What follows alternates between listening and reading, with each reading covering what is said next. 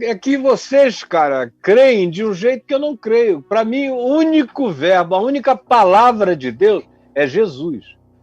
O Velho Testamento é inspirado, o Novo Testamento é inspirado. Jesus é a encarnação da verdade. Vocês pensam diferente de mim? É isso aí. É isso aí. Quem está na heresia são vocês. Pois o é. Velho Testamento é inspirado por Deus, o Novo é inspirado por Deus, mas a única encarnação da verdade absoluta de Deus é Jesus. Portanto, Paulo não conhecia essa verdade absoluta. Ele teria que viver muitos anos e anos e anos e nunca conheceria essa verdade absoluta, como eu, que já sou mais velho do que Paulo, que já tenho mais tempo de fé do que Paulo teve, me converti muito antes dele pensar em se converter. Nasci num tempo de Bíblia para ler, ele não tinha nem as cartas dele para corrigir. Nem as cartas dele para corrigir, para dizer, me dá aqui, olha, errata. Tem a revisão das cartas. Não teve revisão. Não teve revisão. De modo que a única revisão possível é a partir de Cristo. E se eles pudessem aplaudir do céu, eles estariam aplaudindo. É com convicção absoluta que eu digo o que eu digo, embora essa seja uma convicção absolutamente focada só em Jesus e no Evangelho. No mais, vamos conversar. Tem muita coisa nova chegando para a gente reentender, recompreender o mundo. Recompreender a alma humana, a natureza humana. Compreendermos de novo, como a moçada gosta de dizer hoje em dia, revisitarmos. Revisitarmos. Meu Deus. Se você não disser revisitar, parece que você não recompreendeu. Você não se expressou, né? Não se expressou. Você não explicou nada. Você não explicou nada. Como se você não começar também dizendo todos e todas, você deixou alguém, um grupo de fora. Não, gente, está todo mundo dentro, Deus é bom, papai é bom, mamãe é boa, todo mundo é bom, todo mundo está dentro, tá bom? Está todo mundo, tá tudo certo. Agora, a única palavra de Deus é Cristo, cara. Quem disser outra coisa é herege. É herege. Se você disser que a Bíblia é a palavra de Deus, você é um herege. Olha isso. Nossa, mãe. É um herege. A Bíblia é inspirada por Deus e Jesus é a palavra de Deus. É só isso. A Bíblia é inspirada e tem inspiração que foi útil num tempo, não é útil no outro tempo. Tem inspiração que está na validade até hoje, porque Jesus revalidou aquilo e botou na vida dos apóstolos depois da ressurreição. E outras coisas caíram em obsolescência no Novo Testamento. O Novo Testamento não é a palavra de Deus, Jesus é a palavra de Deus. O Novo Testamento é um texto com erros gramaticais, com erros de cronologia, com erros históricos, alguns deles. O Novo Testamento depois dos evangelhos, são cartas, histórias. Atos é história, passível de conserto aqui, ali, ou de adição, coisas que ele passou rápido demais por cima, que tinha algo a mais a dizer.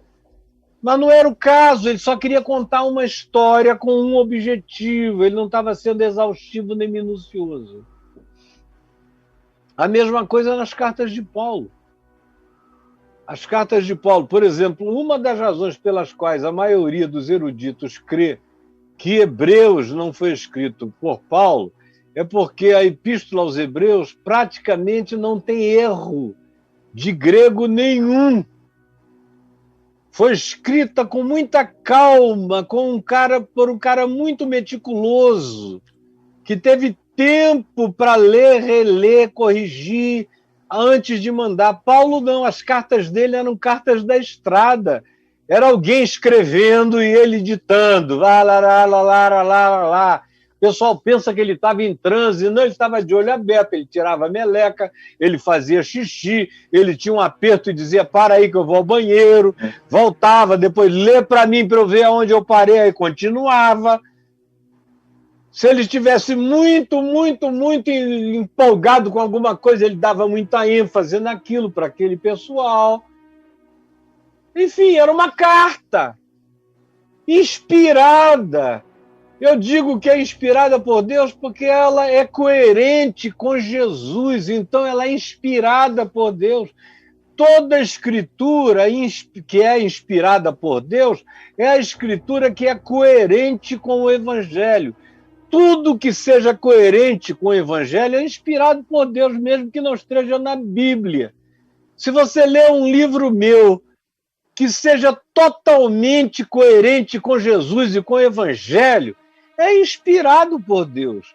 Se eu leio um livro de qualquer outro que é totalmente coerente com Jesus e com o Evangelho, do princípio ao fim, ou se não é do tempo todo, mas é a maior parte do tempo completamente coerente com o Evangelho, naquilo em que é coerente com o Evangelho, é inspirado por Deus. Mas a única palavra de Deus é o Verbo encarnado, é Jesus, não é a Bíblia, nem o Novo Testamento. Os evangelhos narram a história da palavra encarnada por Deus, que é Jesus. Mas o próprio evangelho não quer ser palavra inerrante, porque está cheio de coisas a corrigirem no grego, a corrigirem na sintaxe, a corrigir na cronologia. A genealogia de Mateus é de um jeito, a genealogia de Lucas é outro. Tudo tem explicação depois que você estuda um pouco, mas nem tudo é a mesma coisa. O endemoniado gadareno, dependendo, em Marcos é um, em Mateus são dois. Tem um monte de coisas que são diferentes, as mesmas narrativas e parábolas são as mesmas, mas com pequenas diferenças que não alteram nada. Mas para quem diz e quer que exaustivamente a Bíblia seja a palavra inerrante de Deus, palavra por palavra, vírgula por vírgula, não conhece nada ou não quer ter a lucidez não tangível, que o problema é a intangibilidade. Quando você diz Jesus é a única palavra encarnada de Deus, aí você não tem Jesus para carregar embaixo do braço. A Bíblia ficou, de Gutenberg para cá, é que a Bíblia virou a palavra inspirada por Deus que a gente pode brandir na cara dos incrédulos. Do contrário, não era antes. Paulo diz, não deixes de trazer os livros. A que ele estava fazendo referência? Aos livros do Velho Testamento, talvez Isaías, Jeremias, Ezequiel, que ele tinha esquecido na casa, em Trode, na casa de Carpo. Traze os livros. Ele não diz nem, traz a palavra, porque a palavra estava nele, Paulo. E ele não diz, traz o Novo Testamento, porque não tinha Novo Testamento nenhum. Nem eles pensaram num Novo Testamento. Eles não chegaram nem a pensar num conjunto de evangelhos. Tudo foi acontecendo espontaneamente. Então, pelo amor de Deus, vocês são inteligentes para entender o que eu estou dizendo. Vocês não são amebas. O que eu estou dizendo aqui é para filhos de Deus que têm fé em Jesus e que amam a Jesus. Quem ama mesmo a Jesus está satisfeito. E continua a estudar a Bíblia, como eu, que estou lendo a mesma há quase 50 anos. Essa Bíblia que já tinha 6 anos antes de chegar em mim, já tinha 6 anos na mão da minha mãe, chegou a mim. Então ela já tem, de fato, 53 anos. Nossa. Está aqui, ó, e vai ficar até eu morrer. E eu a amo. E eu não a largo. E eu tenho mais amor por essa Bíblia do que a maioria das pessoas tem por qualquer Bíblia. Agora, ela é inspirada por Deus. Jesus, todavia, eu aprendi nela que é a única palavra encarnada e que não cabe em livro nenhum, não cabe em universo nenhum, em mundo nenhum, porque tudo foi feito por meio dele, para ele, tudo é nele. Meu Jesus! Chega! E aí, Brolio, chegou o tempo final ou ainda dá para entrar mais uma? Só mais uma para sair aqui. Caio, você chegou a pesquisar, verificar do grego, né, na tradução dos originais gregos, você citou isso aqui nessa resposta, você chegou a ver alguma discrepância assim, absurda entre a tradução grega para o português de alguma coisa da Bíblia, assim, na sua história? Não. Quem tem Jesus como a chave hermenêutica pode ler qualquer Bíblia que vai chegar à mesma conclusão. A Bíblia dos Testemunhas de Jeová tem mudanças escritas. No princípio era o verbo estava com Deus e o verbo era Deus. Quando diz que o verbo era Deus a última vez, bota um Deus minúsculo, um Deus, como se fosse uma divindade do Olimpo. Jesus era como uma divindade. Jesus não é Deus mesmo para os Testemunhas de Jeová. Olha isso, cara. Mas quem tem Jesus como chave hermenêutica vai lendo aquilo ali e diz que esses caras estão dando bola para fora nisso e naquilo. Tá. Então você não precisa saber grego. Isso é uma petulância acadêmica dos teólogos, que eu conheço muitos de vocês intimamente, que dizem sem grego não dá para entender tudo que Jesus disse. Mentira. Se você lê Jesus em português e aprende o ensino de Jesus, que não é feito de palavra, 1, 2, 3, 10, 20, 100, não muda nada. Quem disse foi Paulo, que a letra mata. A letra mata, é o espírito que vivifica. Se você ficar preso à letra, qualquer letra, hebraica, aramaica, grega, latim, tudo isso é bobagem. A palavra encarnada está em Cristo. O cara que não soubesse grego, hebraico, aramaico, latim, nada, mas estivesse ali vendo Jesus fazer tudo o que Jesus fez lá, não precisava nem entender o que Jesus dizia, ele ia se ajoelhar e dizer: bota a mão na minha cabeça porque tu és o meu Deus.